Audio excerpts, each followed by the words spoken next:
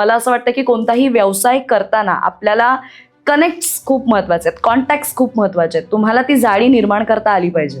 तर हे कसं करत गेलात तुम्ही? म्हणजे आधी एक कस्टमर पकडला आम्ही सुपर मार्केट. तो पकडल्यानंतर त्यांच्याच रेफरन्सने ज्यावेळी आपण एखाद्या कस्टमर बरोबर एखाद्या ग्राहकाबरोबर व्यवसाय चालू करतो त्यावेळी आपली सर्व्हिसच एवढी उत्तम पाहिजे की त्यांनी रेफरन्सच दिले पाहिजे. आणि आपण सुद्धा रेफरन्स जरी विचारला ना आपलं कामच व्यवस्थित नसेल ते पण रेफरन्स देणार नाही. तर एक आम्हाला सुरुवात पहिल्यांदा मिळाली की बाबा चला बिग बाजार ही कंपनी होती, तिथे काम चालू केलं आम्ही. तर त्यांच्याकडून विचारलं की सर अजून काही तुमच्या ओळखी आहेत का? त्यांचेच कलिग्स असतात.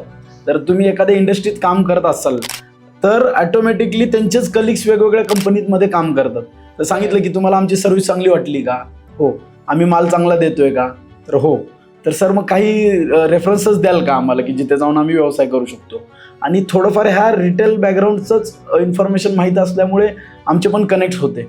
असं करत करत आधी मुंबईमध्ये व्यवसाय चालू केला. आता स्टोरी अशी की बिग बाजार कंपनी होती, आता नाही आहे. परंतु ह्यांचे मुंबईमध्ये ब्रँचेस आहे, ह्यांचंच दिल्लीला ब्रँच आहे, ह्यांचेच हैदराबादला. जसं आता रिलायन्स आहे, रिलायन्सचं मुंबईत सुद्धा हैदराबाद आहे, दिल्ली आहे, बँगलोर आहे, हुबळी आहे, ह्या ठिकाणी. तर त्यांच्याच कंपनीतल्याने सांगितलं बाबा तुमचं काम एवढं चांगलं आहे का तुम्ही आम्हाला ह्या शहरामध्ये पण सर्व्हिस देऊ शकता का?